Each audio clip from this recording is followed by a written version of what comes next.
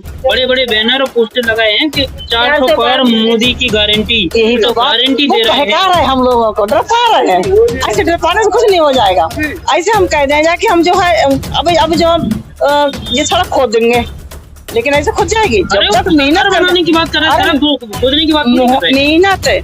मेहनत करते हैं तो फिर कोई काम हो पाता है। तो उन्होंने काम नहीं किया है, तो इतना काम तो कम किया है। इतना सारा काम किया, रेलवे बेच दिया और LIC बेच दी और क्या कहते बैंकें बेच दी और एयरपोर्ट बेच दिया, बड़ी बड़ी कंपनियां बेच दी। ये काम किया। खरीदा भी तो है, ED खरीद ली, CBI खरीद लिया, मीडिया खरीद लिया। मतलब मीडिया जो लोकतंत्र का चौथा स्तंभ कहा जाता है उसको खरीद लिया और जैसी खबरें दिखाने की बजाय और मोदी के तंगे चाटती हुई मीडिया दिखाई देती है। बेचने की बात मत करो, खरीदा भी है। उन्होंने अपनी चापलूसी के लिए मीडिया खरीदा, CBI खरीदा, ED खरीदा, उसी के दम पर आज भाजपा उछल रही है। कैसे कॉन्फिडेंट? अरे आजकल देखिए ना, वही चल रहा है। ED के दम पे डराया जा रहा है, विपक्ष को ED का हवाला देकर डराया जा रहा है, CBI का हवाला दे रहे हैं, रेड पड़ रही है। ये उनके खरीदे हुए लोग हैं। उन्होंने जरूरी नहीं कि सब बेचा, खरीदा भी है। मीडिया खरीदी जो 24 घंटे उनकी चापलूसी करती है। उन्होंने कुछ किया हो ना किया हो, फिर भी जय मोदी, हर हर मोदी। मीडिया खरीद ली, लेकिन जो है हम लोगों को नहीं खरीद पाए, ना हम लोगों को खरीद पाए वो। लेकिन मीडिया जो है लोकतंत्र का चौथा स्तंभ है, पूरे देश भर में उसकी खबरें जाती हैं। अगर वो गलत खबरें चलाएगा तो आम आदमी तक गलत खबरें जाएंगी। वो उसे वही पता चलेगा कि जो है उसके पास सोशल मीडिया वो यूज नहीं करता। वो यहाँ पर जो कैडर दिया गया है, इसमें आप आई हैं, क्या सीखी हैं आप? यहाँ पे बहुत कुछ सीखने को मिला है कि थोड़ा बहुत तो पहले ही पता था, लेकिन अब जो है ज्यादातर खूब नया ये सीखा है कि कैसे करके बहनों को हमें समझाना है और कैसे करके वहां तक पहुँचाना है। कैसे समझाएंगे? ऐसे समझाएंगे कि जो दीदी ने बताया है, लिखे बताया कि ये जो है SC OBC और जनरल हैं और क्या कहते हैं वैश्य हैं, ब्राह्मण क्षत्रिय वैश्य, ये सब हैं। इनसे ऊपर हमें कैसे पहुंचना है, हम सूत्र हैं सबसे नीचे हैं, नीचे से ऊपर कैसे पहुंचना है और क्यों पहुंचना है और पहुंच के क्या फायदा होगा। तो इसलिए हमें मतलब ये चीज। मैम, एक तरफ आप जाति व्यवस्था, वर्ण व्यवस्था खत्म करने की बात कर रही हैं, दूसरी तरफ आप कह रही हैं कि हम शूद्र हैं, हम अछूत हैं। नहीं, वो दीदी ने लिखा था, इसी बेस पे हम बता रहे हैं अछूत वगैरह। तो मैं बौद्धिस्ट हूँ और बौद्धिस्ट बनाने की कोशिश करती हूँ और सबको बना के रहूंगी एक दिन। कैसे बनाएंगी? नहीं, मैं घर घर जाके समझाएंगे और समझाते हैं और मैं प्रोग्राम भी करते हैं, बाबा साहब के प्रोग्राम करते हैं, भगवान बुद्ध के गाने गाते हैं और वैसे समझाते हैं बहनों को कि ये जो दुनियादारी सब बेकार है और मुझे कुछ मत करो और ना किसी के पीछे भागो। बस जो कुछ है, हमारे माँ है तो, बाप है तो, और हमारे महा है तो पुरुष है, महापुरुषों के पीछे भागो जी, देवी देवता मंदिर के पीछे मत भागो।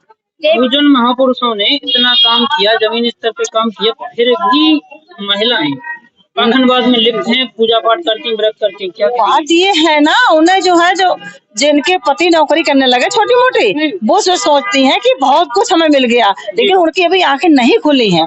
उनकी इसलिए नहीं खुली कि वो सोचती हमें रोटी मिल ही रही है, दूसरे बारे में सोचती नहीं और आगे के बारे में नहीं सोचती। हम उन्हें यही समझाने की कोशिश करते हैं कि आगे के बारे में सोचो।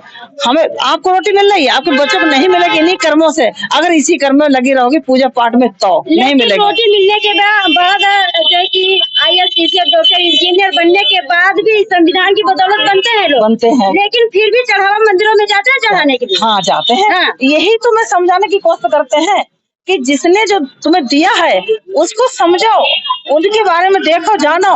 लेकिन जो पूजा पाठ में क्यों लगे पड़े हो, इन्हें कुछ नहीं दिया हमको, ये बहकाते हैं। आस्था से क्या मिलता है? आस्था से बस खाली बस नाम की आस्था है।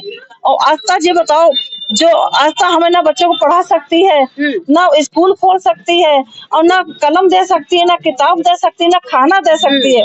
केवल जो है मेहनत से मिलेगा सब कुछ, आस्था से कुछ नहीं मिलने वाला है। लेकिन नहीं समझते लोग। आप नहीं पूजा पाठ करती? हम बिल्कुल ही नहीं करते। कब से नहीं करते?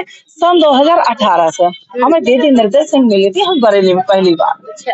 पहली बार, और अब जो है जिंदगी में घर चलेगा ये 18 सहित रहेंगे। क्या लगता है मैम, डीबी निर्देश सिंह जिनका आप नाम ले रही हैं, हाँ। उन्होंने ठाना है कि हम महिलाओं को पाखाने से मुक्त करेंगे और उनको सशक्त महिला बनाएंगे, तो क्या लगता है इनका मिशन पूरा होता हुआ दिख रहा है क्या? बिल्कुल बिल्कुल दिख रहा है।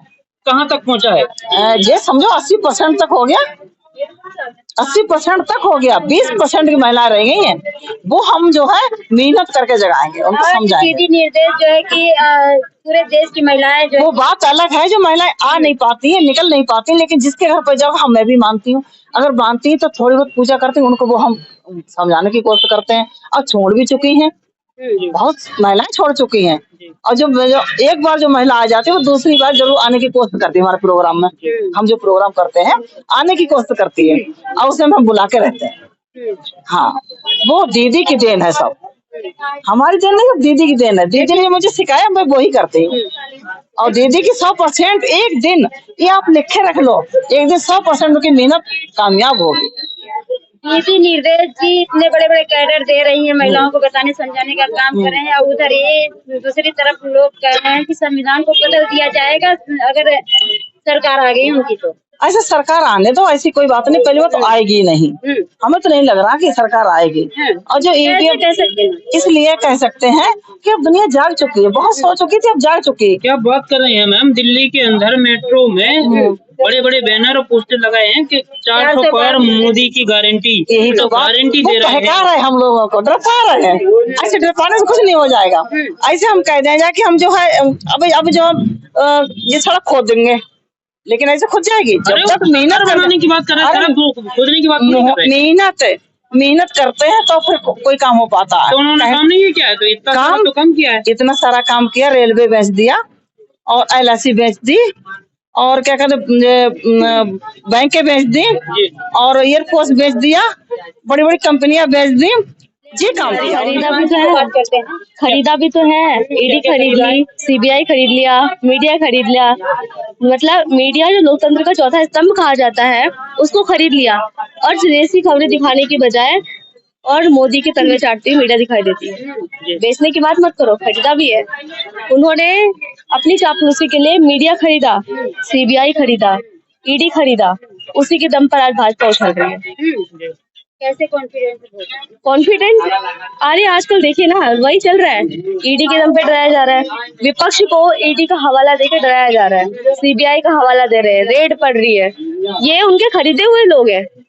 उन्होंने जरूरी नहीं कि सब बेचा, खरीदा भी है। मीडिया खरीदी जो 24 घंटे उनकी चापलूसी करती है। उन्होंने कुछ किया हो ना किया हो, फिर भी जय मोदी, हर हर मोदी। मीडिया खरीद ली, लेकिन जो है हम लोगों को नहीं खरीद पाए, ना हम लोगों को खरीद पाए वो। लेकिन मीडिया जो है लोकतंत्र का चौथा स्तंभ है, पूरे देश भर में उसकी खबरें जाती हैं। अगर वो गलत खबरें चलाएगा तो आम आदमी तक गलत खबरें जाएंगी, वो उसे वही पता चलेगा कि जो है उसके पास सोशल मीडिया वो यूज नहीं करता। वो आजकल वैसे हर व्यक्ति सोशल मीडिया यूज करता है, लेकिन अब जो भाजपा बची है वो अंधभक्तों के लिए बची है। अंधभक्तों के लिए कंगना रनौत ने कहा है कि पहले प्रधानमंत्री सुभाष चंद्र बोस थे, तो अंधभक्तों के लिए वो सुभाष चंद्र बोस ही होंगे। अब भले ही कंगना ने गलत कहा है, लेकिन अंधभक्तों के लिए नहीं, वो बिल्कुल सही कह रही है। उसका कहने का तरीका थोड़ा कैजुअल है। नहीं, एक बीजेपी के प्रवक्ता हैं, उन्होंने स्पष्ट कहा है कि भारत को आजादी 2014 के बाद मिली है। उनको मिली होगी ना, उनको मिली होगी। आजादी का मतलब पैसा मिला उनको जी, आजादी का मतलब भाजपा से पैसा मिला उनको जी। उनके लिए आजादी वही हो गई। लेकिन हमारे लिए आजादी, कई वीरों ने खून बहाया था, अपनी जिंदगी दांव पे लगाई थी। जिस तरह आज हमें अपनी आजादी के लिए मांग करना चाहिए ना, लद्दाख को देख लीजिए, कितने दिन से हंगर स्ट्राइक पे लोग बैठे हुए हैं, महिलाएं, टेम्परेचर इतना लो है, देश को उसका खबर नहीं दिखाना चाहिए क्या? ऊपर से वहाँ पर धारा 144 लागू कर दी, शर्म आनी चाहिए। थू है ऐसी मीडिया पर। बड़ा सवाल निकल के आता है कि एक प्रवक्ता स्पष्ट बोलती हैं, टीवी के मंच पर बोलती हैं कि 100 साल के लिए भारत को आजादी लीड पे मिली है। कितनी सच्चाई है इस बयान? देखिए, वो व्हाट्सएप यूनिवर्सिटी से पढ़कर लोग आते हैं, ठीक है, पैसा देकर बुलाए जाते हैं, उनका कोई अस्तित्व नहीं है। प्रवक्ता का पैसा? पार्टी के प्रवक्ता हैं, भारतीय जनता पार्टी के प्रवक्ता हैं। भारतीय जनता पार्टी के प्रवक्ता हैं, और वो कुछ भी बोल देंगे कि हम मान लेंगे। वो भले पढ़े लिखे ना हो, कम से कम हम तो हैं। हम तो हैं। कितनी सच्चाई है बयान में, कितनी कोई भी सच्चाई नहीं है, ऐसा कुछ भी नहीं है। जो कैसे बोले फिर? वो उन्होंने उनकी मानसिकता है, उन्होंने बोला ऐसा, लेकिन ये बात 100% गलत है। इसका कोई लॉजिक नहीं है जो उन्होंने बात कही है।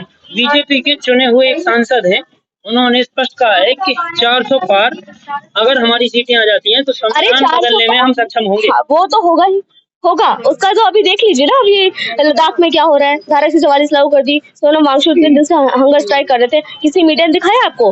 मीडिया खरीद लिया, ईडी खरीद लिया, सीबीआई खरीद लिया, सब कुछ खरीद लिया, अपने अंडर में कर लिया। सोनम वांगचुक इतने दिन से हंगर स्ट्राइक पे बैठे हैं, उस पर किसी मीडिया ने, किसी अखबार ने दिखाया? द हिंदुस्तान देख लीजिए, दैनिक जागरण देख लीजिए, कोई भी अखबार, टाइम्स देख लीजिए, कोई भी अखबार उनका एक भी आर्टिकल अगर छापा हो तो दिखा दीजिए।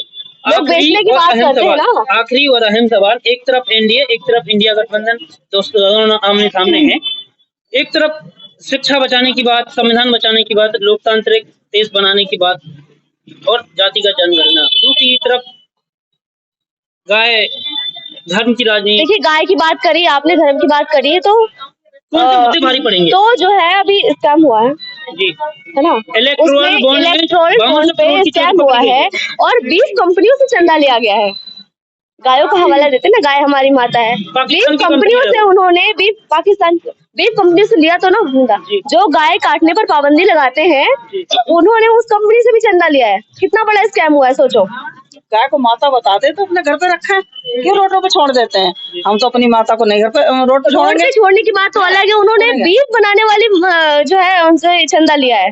कितने बड़ी शर्म की बात है। क्या धार्मिक लोग अपने आप को कहते हैं वो लोग? स्पष्ट बोलते हैं कि जिनको भारत में अच्छा नहीं लगता है, सुरक्षित महसूस नहीं करते, वो पाकिस्तान चले जाएं। लेकिन जब चंदा का खुलासा होता है तो एक पाकिस्तान की ही कंपनी है, वो चंदा देती है हमारी भारतीय जनता पार्टी को, क्या कहेंगे? ये उनकी सच्चाई दिख रही है ना, जिस तरह वो अपने आप को छुपाते हैं। उनकी ये जो स्कैम सामने आया है ना, इससे उनकी सच्चाई बाहर आ गई है और लोग समझ भी रहे हैं। और जो लोकसभा का चुनाव आने वाला है, उसमें जीत सच्चाई की होगी। 2024 में क्या परिणाम होंगे? जीत सच की होगी, झूठ इस बार नहीं जीतेगा। धन्यवाद।